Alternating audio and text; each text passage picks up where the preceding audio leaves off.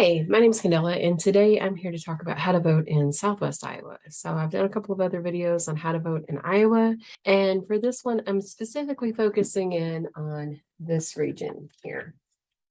Okay, so the first thing I want to tell you is a little bit about me so that you can decide whether or not you want to watch the rest of this video. Some things to know about me are I am pro-choice. I am pro-public schools, so funding public schools is important to me and making sure our public schools are working for us. And I am somebody who is an ally to the LGBTQIA2S plus community. Try to be a strong ally to people who are Black, Indigenous, or persons of color. And I'm trying to be a strong ally for anyone who has been marginalized or oppressed, or who is a member of a group who feels like their voice is not heard. In case you haven't seen one of my other videos or you're not aware that there are 3 ways to vote in Iowa. One of those is to vote by mail or to get an absentee ballot mailed to your home. The second one is to vote in person at your county auditor's office. And the third one is to vote in person at your polling site. Now, if you're wanting to vote by mail, or at least to have your ballot mailed to you, go online, any search engine, ask for an absentee ballot request form, and print it off if you've got access to a printer. If you don't have access to a printer, you can go online, find your county auditor's office, call them and say, mail me an absentee ballot request form, and they will mail you one. You got to fill that out. You do have to put your driver's license number or your 4-digit PIN code. If you don't have a driver's license or your 4-digit PIN code, when you ask for your absentee ballot, ask your county auditor to send you a new voter registration card, and it will have your 4-digit PIN code on it. Once you complete your absentee ballot request form, you mail that into your county auditor's office. They will send you an absentee ballot. They will begin sending those absentee ballots on October 19th. And they need to be turned right back in. So fill it out and get it mailed back in, or drop it off at your county auditor's office so that your vote can get counted. So I mentioned there were 3 ways to vote. That absentee ballot is one way. A second way to vote is to go in person to your county auditor's office. And when you go in person, they'll have you fill out a form requesting your ballot. You'll get your ballot right then and there, fill that ballot out, turn it right back in, and then they will keep it and count it on election day. So that's actually my favorite way to vote, is to go to the county auditor's office and just get it all done in one fell swoop rather than having to watch my mail and wait for that ballot. The third way to vote is to vote in person on election day. And to vote in person on election day, you have to find your polling site. You should be able to find your polling site by, again, going to your county auditor's website, or you can call your county auditor and say, hey, my address is such and such, where is my polling site? And they'll tell you where to go. But my recommendation is early voting begins October 19th. Plug October 19th into your head and plan a day, October 19th to November 7th, to get it done. And then election day is November 8th, 2022. Let's get out and vote. If you haven't already voted by November 8th, 2022, that's your last day. When I was learning how to vote, my biggest concern wasn't really, should I vote by mail or should I vote in person? My biggest question was, who are all these people on my ballot, and who do I vote for, or what do I vote for? So I want to give you a little information about who will be on your ballot. I would love to be able to show you the current ballot for 2022, but the current ballot isn't out yet. And so I'm showing you a ballot from 2018 as a sample, just to give you a rundown of approximately what your ballot will look like. Obviously, the names and much of the information will be different this year. So this ballot was for 2018. For Pottawattamie County, and it says sample right here in the bottom corner. And on the bottom right hand corner, it says turn the ballot over. It's a rather long piece of paper that will vote on both sides. And I've already gone through the federal offices and the state offices in the other video. So if you haven't seen that yet, then please check that out. And that will give you my recommendations for who to vote for all of those positions. This video starts with the state senate or state representative for district, whatever number you vote in. So now I'm going to show you the Senate map. Who will be on your ballot depends on where you live. So if you live in Senate District 8, which is any of these counties. If you live in Senate District 10, not a senator running for this office at this year because the current senator is going to keep their spot until 2024. If you live in Senate District 6, which is Ida, Crawford, Carroll, Shelby, and Audobon County, or this little nugget of Pottawattamie County, which is Avoca, the area surrounding Avoca, then your choices on the ballot are David Davis or Jason Schultz. Now, neither one of these candidates is going to give me all three of the things that I wanted. Remember, I'm pro-choice, I am an ally, and I am fund public schools. However, I'll take the candidate that gives me the most of what I want, and the candidate that gives me the most of what I want is David Davis. And so my recommendation there for Iowa Senate would be David Davis. Now, if you're down here in Senate District 9, your choices are Trip Narrett or Tom Shipley. And Trip Narrett is freaking fantastic. He is very strongly in favor of supporting public education. He is very strongly in favor of a woman's right to choose, or a person with the uterus's right to choose is your right to choose. And he is an ally to the LGBTQIA 2+ communities, as well as an ally for people who have been marginalized. And Trip Narrett is clearly the better choice. That's NARUP. He is endorsed by workers, including the AFL-CIO, and he's just a really good guy. Trip Narrett is your better choice for Senate District 9. So I mentioned after the state Senate, then there would be state representatives, and so I'm going to focus on that next. So again, who your choices are for state representative also depends on where you live. So I'm going to start with right here. If you live in Council Bluffs, in House District 19, which is the southern part of Council Bluffs, your choices are Elizabeth Christensen or Brett Segrist.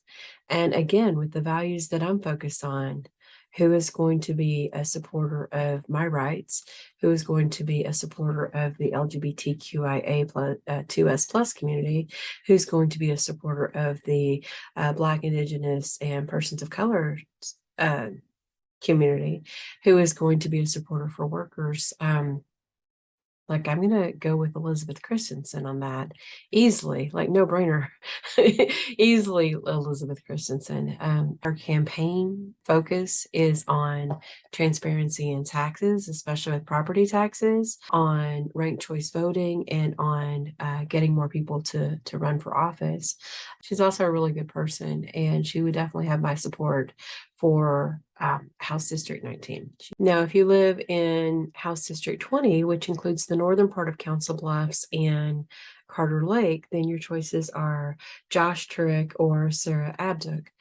And I mean, if I'm being honest, there have been times when I've looked at my ballot and I'm like, I don't know who all these people are, so I'm just going to vote for a female because I think that a female should represent me as a female better than a male name. But I have looked into Josh Turek and Sarah Abduk. Josh is the one who's going to represent me the best. He's a Paralympic champion who has been a gold medalist and played wheelchair basketball in several countries, including Tokyo, Japan. He's been working really hard as an advocate for persons with disabilities, and that's one of the main issues he wants to take to Des Moines, is to be a stronger advocate in Des Moines for the entire state for persons with disabilities, to make sure that there is accessibility for everyone, regardless of what kinds of strengths and challenges we may face. Josh Turek, Turek, definitely has my vote.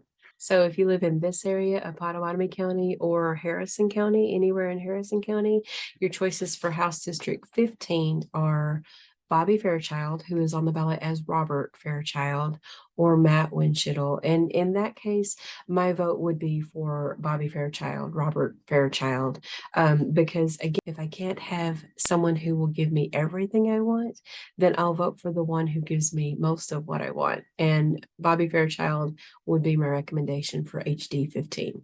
Now, if you live in this part of Pottawattamie County, or you live in Mills County or Fremont County, we've got Dave Seek on the ballot, and we don't have anyone running against him. And in all honesty, Dave Seek is against just about everything that I am for, and he is for everything that I am against. and there's not a candidate running against him. So if you live in House District 16, I'm sorry that we didn't put somebody up to run that would be a better candidate for you. I'm sorry for me too. Actually, that's my district.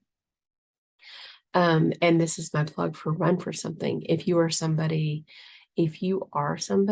or you know somebody who should be more involved with these issues and who might be willing to go to Des Moines and represent our district, I would encourage you to ask them to run for something. Ask them to leave a comment on this video and let me contact them, or to reach out to those who are involved and just ask, like, what do I need to do to get on the ballot for 2024? It's probably too late for 2022, but it's not too late for 2024. So let's start building to run for something for that. So then if you live in this House district, again, this little nugget of Pottawattamie County, or this half of Shelby County, or anywhere in Audobon County, or anywhere in Carroll County, a similar story as to me over here in 16. It's run for something or Brian Best. We just don't have a good candidate to vote for in that case. So, or if you live in HD 12, which is this half of Shelby, Crawford, or Ida County, again, run for something or Stephen Holt. We don't have a good choice in this race either. However, if you're over here in Ringgold County, Taylor County, this half of Union County, or this half of Page County, anywhere in this grayish color here on this map, House District 17, you've got Pat Shipley on the ballot, and she is freaking amazing. She is such a go-getter. She is such a strong advocate for education. She is a strong advocate for anything that's good for kids. She is a strong advocate for anything that is good for women. She is a strong advocate for anything that is good for workers. Oh my gosh, she is definitely somebody I'd want to represent and have her represent me in Des Moines. However, unfortunately, if you live in Cass County, Montgomery County, or this half a page, the part that's represented in brown on this map, I'm back to, we don't have any good choices. Run for something. The person on the ballot, Thomas Moore, is not somebody that I'd want to vote for, but he doesn't have a contestant. So sorry about that. Now, the next thing that you'll see on your ballot, and again, remember, this is a sample ballot from 2018, so this isn't accurate anymore. There's a County Board of Supervisors list. And if you live in Pottawattamie County, so that includes everybody in Council Bluffs, but it also includes everybody in Avoca and Minden and Oakland and the entire county, right? For County Board of Supervisors, it will say on your ballot, vote for up to 3. Jeff Shudak is your one and only good choice. You've got some choices that are, you got some choices that are not good, and you've got some choices that are plumb awful. But Jeff Shudak is the only choice that is good. He is endorsed by so many of the unions, the AFL-CIO, the IBW, the Plumbers Union, the HVAC Union. I don't even know all the unions. The Teachers Union. Only that he's a plumber, not a politician. He is somebody who's been in construction for many years and knows how to deal with that infrastructure money, to use those infrastructure dollars to actually build infrastructure. And he's got the construction background to know how to do it and do it well, and do it in a way that saves us money, gets us a bigger impact per dollar. Instead of voting for 3, just vote for 1. Just vote for Jeff Shudak. I just wanted to do a really quick run through and make sure I covered everything. And also this gives you the opportunity to screenshot if you weren't taking notes and you'd like to. So make a plan to vote. Early voting runs from October 19th to November 7th at your county auditor's office, or in person on election day at your polling location. Your polling location is probably in your community. I do not know where, but you can check with your county auditor to find out where. Another way to vote is to vote by mail. So you complete an absentee ballot request form and send it in right away. County auditor will begin mailing ballots on October 19th. If you've not completed your absentee ballot request form and put it in the mail by October 19th, my recommendation is to do the early voting option, though you can continue to request an absentee ballot up to October 24th. How to vote, who to vote for U.S. Senate, Franken, For House of Representatives, it depends on which side, which quadrant you live in. I am over here, so Ryan Melton. If you're down here, Cindy Axney. If you're over here, Liz Matheson, or if you're here, Christina Bohannon. State stuff I went through in the other video also. For Governor, Deidre DeGier, Secretary of State Joe Miller, State Auditor Rob Sand, State Treasurer Mike Fitzgerald, Secretary of Agriculture John Norwood, Attorney General of Iowa Tom Miller. No to retain McDermott, no to retain Oxley, no on Paul Ehlers, no, because the wording for the right to keep and bear arms, that wording makes it tricky. How to vote in Southwest Iowa. So if you're here, David Davis, if you're here, Tripp Merritt. For House District, if you're here, Elizabeth Christensen. If you're there, Josh Turek. If you're here in this area, Bobby Fairchild. If you're here, run for something. It doesn't actually give you somebody to vote for in 2022. Let's do better for 24.